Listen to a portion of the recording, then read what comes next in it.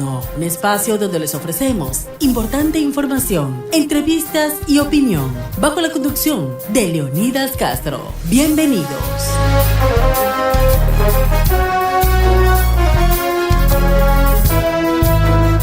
Buenas noches, bienvenidos a un programa más aquí en Diálogo Nocturno. Soy Leonidas Castro, gracias por estar en nuestra sintonía. Vamos a analizar rápidamente justamente el tema de lo que ha sido esta respuesta del pueblo ecuatoriano en una consulta y un referéndum este fin de semana.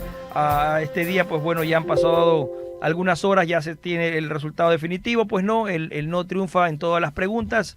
Y pues vamos a analizar este tema con el abogado Roberto Calderón, penalista y analista político. Quiero agradecerle al abogado Calderón por estar con nosotros en esta noche. Abogado, buenas noches, bienvenido a Radio I-99 al Diálogo Nocturno. Soy Leonidas Castro, ¿cómo está?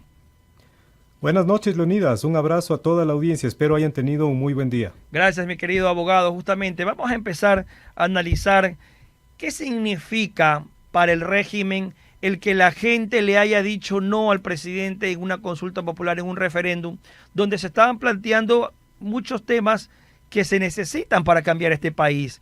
Pero sin embargo, la gente podría tener de pronto la lectura que no fue el momento, el tiempo adecuado, porque venimos de una decisión muy fuerte, que ningún gobierno en 50 años se tomó tomó la decisión, la valentía política de eliminar un subsidio al diésel que se estaba yendo como contrabando por las fronteras y que se estaba despilfarrando plata que se necesita en el erario nacional por el déficit fiscal que tenemos. Y tal vez eso jugó en contra de la consulta popular y no fue el tiempo apropiado porque venimos recién terminando un paro por esta medida.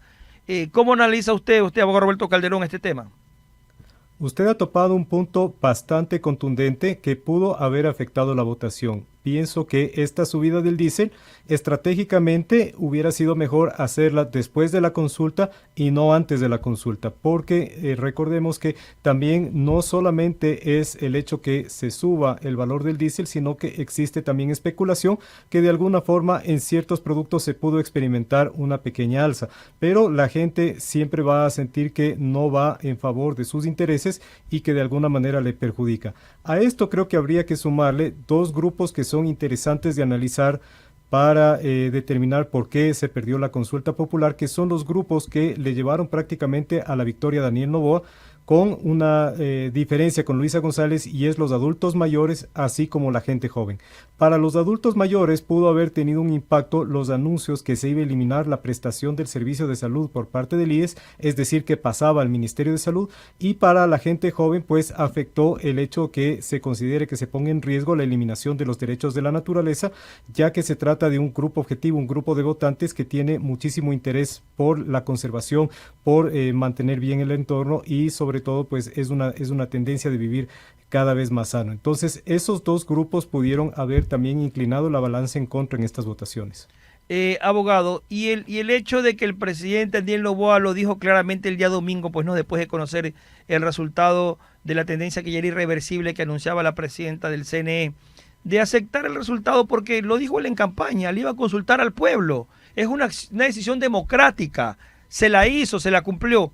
Tal vez los tiempos, muchos pueden decir, no era el momento, ok, pero finalmente el pueblo tomó la decisión, le dijo al presidente, no, por ahí no va el camino, pero el presidente sigue en funciones y tiene que seguir cumpliendo con su plan de trabajo, su plan de gobierno. Se robustece la democracia y se robustece la percepción que las elecciones son justas, que las elecciones son... Que no hay tintas mágicas. De una forma técnica, exactamente, y de que el CNE pues cumple con su misión, lo cual es positivo. También creo que esto da lugar a que la Corte Constitucional se sienta robustecida y esperemos que de alguna forma no pese en esa Corte las tendencias ideológicas y esto sea más bien una reflexión de que si de momento le conviene, porque no es por popularidad de la Corte que la gente ha votado que no, sino que de momento hay una conveniencia en esta votación, pero que también las resoluciones de la Corte Constitucional se alineen a que podamos obtener un país con mayor seguridad, con mayores, sobre todo, oportunidades para los ecuatorianos y que la Constitución, la interpretación que hace la Corte en sus fallos de la Constitución, pues nos lleve a mejores días. Abogado, y esto no es un triunfo de ninguna institución, de ningún político, de ningún partido, de ningún movimiento, de una agrupación social ni de los indígenas, ni de la CONADI, ni del señor Vargas, que se estaba ya queriendo atribuir, dice él, por lo que han hecho. Realmente esto es una respuesta del pueblo ecuatoriano en democracia. Bien lo señalaba usted, abogado Calderón, ¿no? La ciudadanía puede tener confianza en de que se respetó su decisión, su voto, se lo sumó y ahí están los resultados. Es decir, no hubo tinta mágica, no hubo papeleta mágica y finalmente la democracia tiene que robustecerse, pero también el presidente Noboa necesita tender puentes. ¿Usted cree que debería en este momento hacer cambios en la parte política para tender esos puentes que me permitan una gobernabilidad, más allá de que el presidente tiene en este momento mayoría en la Asamblea Nacional? Debería tender puentes y escoger esos políticos con quienes sí debe buscar una orientación, esos grupos sociales, las universidades, la propia iglesia, buscar tender esos puentes para que el país camine y avance en orden y en comunidad. El presidente siempre busca oportunidades para plantear nuevos retos, para plantear ideas, para plantear cambios, y uno de esos retos debe ser llamar a un gran diálogo nacional, a un diálogo nacional con esa gente que puede no pensar exactamente a lo que es la tendencia política del gobierno, pero de todas formas pues es gente de una trayectoria larga, que se los conoce como gente honesta y gente que conoce muchísimo de su materia, abogados, economistas, educadores, etcétera. El presidente debe sobre todo fortalecer lo que es la inversión en educación, inversión en salud, inversión en vialidad, porque creo que sí afectó a alguna gente con la que conversé. Me decía cómo puede ser posible que la única obra que se haya construido en el gobierno sea una cárcel y no tengamos obras más bien de infraestructura productiva como hidroeléctricas, como son caminos, etcétera, puertos, pesqueros. Entonces es una oportunidad para que el presidente replantee su estrategia, piense cuáles son las necesidades de estos sectores estratégicos y de la población, y no se descartaría que a futuro vuelva a lanzar la consulta, porque muchas veces la votación no es que la gente entiende exactamente qué es lo que está votando o qué es una constituyente, sino que a veces se trata de un visto bueno o de un rechazo a la gestión del gobierno. Entonces podría fortalecerlo y vemos, por ejemplo, que la democracia, si bien ahora está sólida en lo que se refiere a nuestro sistema electoral, todavía vamos a arrastrar ciertos defectos de la Constitución de Montecristi que van a afectar esa gobernabilidad. Así haga cambios, así pongan los mejores, seguiremos teniendo un Consejo de Participación Ciudadana y Control Social que, lejos de ser una ayuda al desarrollo del país, resulta un ancla, un lastre que lo detiene. Abogado, y justamente tal vez los tiempos fueron muy cortos, 14 días, 2 semanas para darle a conocer a la ciudadanía sobre las preguntas, sobre las propuestas. Tal vez la estrategia pudo haber sido diferente, decirle al pueblo por dónde quería caminar finalmente la consulta, la reforma de la Constitución.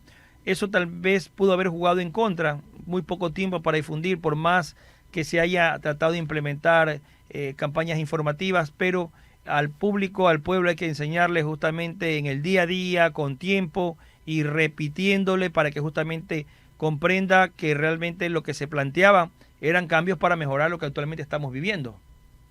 Muy poco tiempo y tampoco tuvo voceros indicados para un asunto tan técnico como es hablar de una asamblea constituyente y un cambio constitucional. Creo que el error fue haber puestos como vocerías oficiales o, entre comillas, no oficiales a influencers que poco conocen de derecho constitucional, poco conocen de economía, de sociología, gente que está dedicada más bien a los deportes, gente que se dedica al arte, cantantes, cómicos, etcétera. Creo que el único que resaltó con una propuesta interesante fue José de la Gasca, quien desde la parte técnico-jurídica hizo un muy buen trabajo de comunicación, pero no tuvo la suficiente visualización. Entonces, la estrategia de comunicación pienso que no fue la adecuada y eso le jugó en contra. Esos cambios, esas reformas que el presidente estaba planteando a través de una constitución, podrían seguir a través de proyectos jurídicos que vayan a la Asamblea Nacional, es decir, proyectos de ley que el presidente podría insistir, bien redactados, bien hechos, y con ello buscar la manera de que lo que no se puede hacer a través de una Asamblea Constituyente, a través de una enmienda, puedan entrar vía proyectos de ley en la Asamblea Nacional. ¿Se puede algunos de esos temas, abogado? Yo diría que el presidente debería volver a plantear la ley de solidaridad para darle el trámite adecuado, porque la declaratoria de la Corte Constitucional de declararla pues inconstitucional por no haber seguido el trámite adecuado, pues la dejó fuera de combate a la ley. Un poco la forma más allá del fondo, es decir, la forma por la foquetada. forma, exacto. Entonces, esa ley pienso que debería volverse a discutir en la Asamblea, debería volverse a discutir cambios en el Código Orgánico Integral Penal y en el Código Orgánico de la Función Judicial, diseñarnos una mejor arquitectura de sistema judicial que permita que podamos tener jueces que no se vendan, que no sean corruptos, implementar, por ejemplo, lo que es pruebas de confianza, implementar analistas en la UAF, en la Unidad de Análisis Financiero, para los parientes, familiares, etcétera, gente del círculo de los jueces, saber que no están recibiendo a través de terceros dineros provenientes de actividades ilícitas o dineros de corrupción. Creo que hay muchos cambios que se puede hacer y volver a replantear ya en el frente de las relaciones internacionales la relación con Estados Unidos, los tratados, en vista que no se pudo viabilizar quitar esta prohibición de la Constitución de no tener bases militares extranjeras.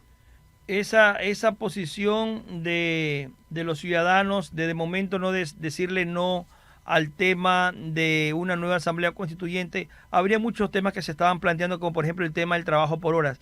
Tal vez por allí también el temor de la gente de no conocer a fondo, de no tener de pronto en el Ministerio de Trabajo una vocería fundamental, apropiada para eso, para explicarle al ciudadano el tema del trabajo por horas, también pudo haber incidido, porque había ese temor de que se iba a precarizar el trabajo en Ecuador si abría una asamblea constituyente, porque era parte de las intenciones del Ejecutivo. Tal vez eso también se falló allí porque era un tema muy sensible, como es el tema del trabajo por horas.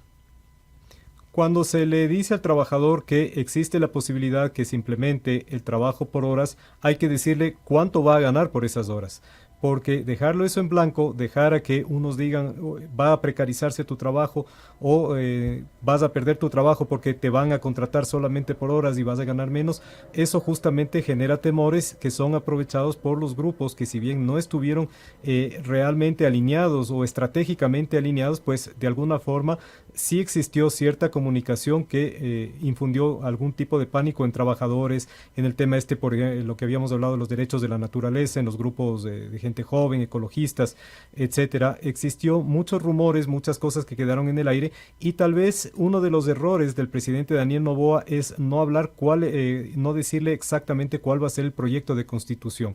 Mucho se habló desde la postura oficialista que se quería dejar a que sean los constituyentes quienes debatan el texto, pero la gente sí esperaba mayores luces, mayores anuncios, más claridad, más precisión en qué es lo que se quiere cambiar exactamente. La estrategia deberá cambiar justamente cuando el presidente quiera proponer un nuevo planteamiento, pues tendrá que ser claro y contundente, no dejar para que justamente hayan esas elucubraciones. Y finalmente también la oposición, esos grupos que son antagonistas, que a veces no quieren sumar.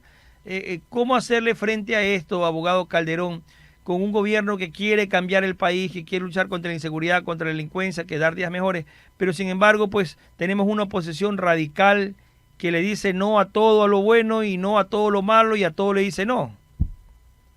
El problema de Ecuador es que el enemigo más fuerte que tiene el ecuatoriano es el propio ecuatoriano. Estamos siempre viendo qué es lo malo, qué es lo que está mal, cómo le empeoro las cosas, si es que está haciendo algo bien, cómo boicoteo el asunto porque esto le va a dar réditos políticos, etcétera. Somos un país que ha perdido la cohesión, esto es todo remar en la misma dirección para que ese bote que tiene que partir de una orilla, de un río turbulento, llegue a la otra.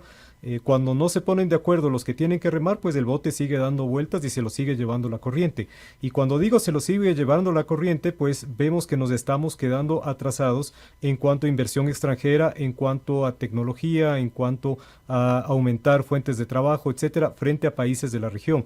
Ahí es donde la cohesión social, donde esos verdaderos líderes políticos tienen que demostrar su talante, que pueden llegar a acuerdos con el gobierno, que lejos de buscar el boicot, buscan la unión y pues sacar todos adelante este país, porque ahora que salimos ya de este proceso electoral no queda más que trabajar con la Constitución de Montecristi, con todos los vicios, con todos los errores que puede tener, pero ese es el instrumento pues con el que el presidente se posesionó y le pusieron una banda que dice mi poder en la Constitución. Correcto. Abogado Calderón, el gobierno ha conseguido logros internacionales como por ejemplo en la parte económica, en lo que tiene que ver con Estados Unidos. Ya justamente esta semana entramos con arancel cero en el banano, uno de nuestros productos estrellas. El presidente Trump, obviamente, en esa cercanía que tiene con el presidente Daniel Noboa, el gobierno nacional, está dándonos también esas ventajas arancelarias. Y esos son puntos positivos que tal vez el ciudadano de pie no los puede ver, pero la oposición trata de minimizarlos. Sin embargo, todo lo que signifique disminución de aranceles es beneficio para el Ecuador, porque habrá más exportaciones, habrá más dólares para el país, generación de empleo, fuentes de trabajo, y eso es lo que realmente se necesita. Apuntalar también en la parte comercial es importante, se lo está haciendo, pero hay que también justamente clarificar un poco el tema de la productividad dentro de Ecuador. Somos un país caro en el tema de la competitividad, y eso también debería trabajarse con una legislación que vaya acorde a tratar de mejorar un poco este tema.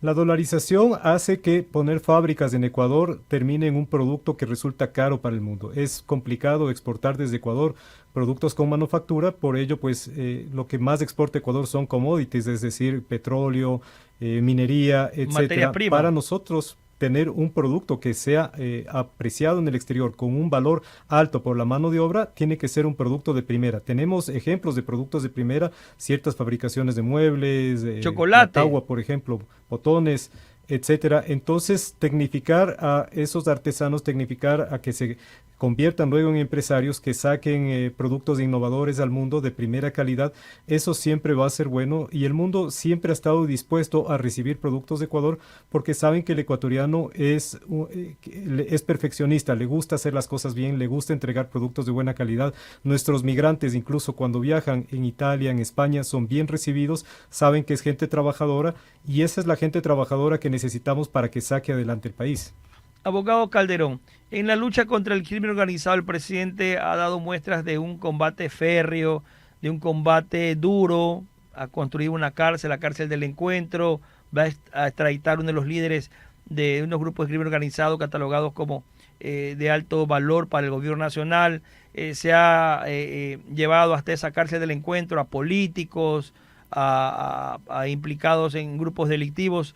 Ese trabajo que está haciendo contra el crimen organizado necesita ayuda internacional, y cuán fundamental es para aplicar convenios que actualmente existen. Se puede seguir en esta línea de los convenios que tenemos con el propio Estados Unidos, con la Unión Europea, con países de la región. Se puede avanzar en este tema de lucha contra el crimen organizado que tanto claman los ecuatorianos, cambiar esta situación que estamos viviendo actualmente. Por supuesto, y hay dos países que son líderes en el combate contra el crimen organizado, el caso de Brasil contra lo que es minería ilegal, y el caso de Italia con las organizaciones criminales como son las mafias. La experiencia de Italia es invaluable, son dos países que se los tiene que tener en mente muy cerca. China, por ejemplo, con el aporte de tecnología, lo que es cámaras de reconocimiento facial, sistemas de comunicaciones, etcétera. Estados Unidos con el servicio, pues los servicios de investigación de Homeland Security, Scotland Yard, por ejemplo, en Reino Unido. Hay países con los que se puede firmar excelentes convenios de cooperación, y tenemos que suplir el hecho que ya no se podrá instalar bases militares extranjeras, pero sí se puede instalar, sin que se viole la Constitución, bases de carácter de ayuda o de cooperación de tipo policial o de investigaciones, porque eso no lo prohíbe la Constitución. La Constitución solo prohíbe bases militares extranjeras o bases extranjeras con fines militares, pero Homeland Security no tendría ningún problema de operar en el Ecuador porque no sería una base militar y no es una institución de carácter militar. Eso significa, abogado Roberto Calderón, ya llegando a la parte final, que el gobierno nacional igual tendrá que utilizar herramientas que tiene en este momento en la Constitución, que tiene a la mano, y que con el apoyo de una Asamblea Nacional, con legisladores que vayan encaminados a realizar las leyes correctamente para que no tengan problemas luego que pasen los filtros constitucionales, podríamos decir que el gobierno igual va a ir encaminado a concretar su plan de trabajo, sus propuestas, sus proyectos con las herramientas que le da actualmente la Constitución. Correcto. Con esas herramientas yo pienso que las leyes que se han dado de baja en la Corte Constitucional deben volverse a debatir, debe afinarse la técnica jurídica. Desde la presidencia pienso que debe haber cambios también en lo que es ministros, en lo que es la asesoría jurídica que tiene el presidente, afinar desde la parte jurídica. La parte económica vemos que ha tenido buenos avances, tendremos crecimiento en el 2025. Y el riesgo país ha bajado. No hemos tenido, pues, salvo el tema del paro que existió por el diésel, mayor sobresalto en tema económico.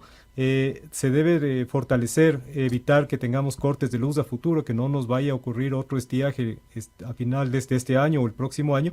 Así es que son asuntos que se tiene que hacer ciertos golpes de timón que el presidente ya intuye por dónde deben ir las cosas, y el ejercicio del poder es un constante probar cosas, rectificar si es que es necesario, volverlo a intentar, pero nunca claudicar. Creo que lo que vimos en los dos últimos gobiernos, el de Guillermo Lasso y en el de Lenín Moreno, era al contrario una falta de acción, una inactividad que lo que ha hecho es dejarle un montón de problemas acumulados a este gobierno.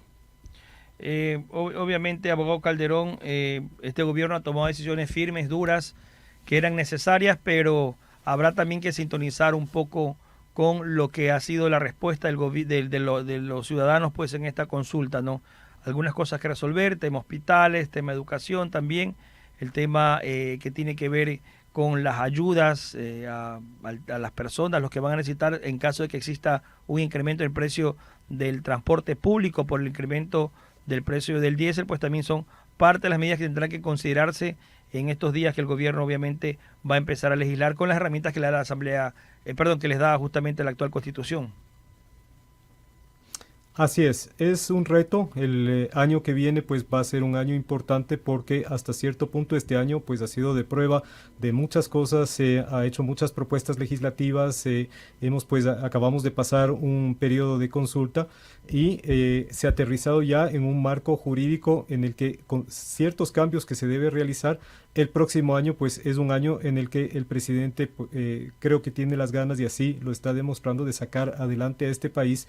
Tampoco vemos que de la oposición exista un líder o exista una figura política de peso que tenga un planteamiento, que tenga ideas que digamos sean mejores o que sean más interesantes. No existe prácticamente oposición porque no vemos figuras, pesos pesados políticos que tengan algún tipo de iniciativa, sino más bien lo que hemos visto de ciertas tiendas políticas es simplemente criticar, oponerse, boicotear y no proponer nada positivo.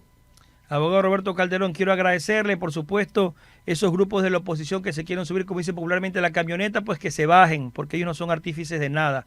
La decisión del soberano el pasado domingo fue decisión del pueblo, no hubo ninguna campaña del no, que redes, que estuvieron los partidos, no, para nada. Eso nadie se puede negar ese resultado final. Eso es una respuesta ciudadana directa a una consulta puntual que hizo el gobierno y donde el ciudadano respondió que no le parecía que no era el momento para los cambios planteados. Gracias, abogado Roberto Calderón, por estar con nosotros aquí en Inno29. Muchas gracias, una buena noche a toda la audiencia, como siempre un gusto estar aquí. Gracias, igualmente, abogado Roberto Calderón, penalista en esta político. Que tenga usted una buena noche, hasta la próxima. Hemos llegado hacia la parte final de Diálogo Nocturno.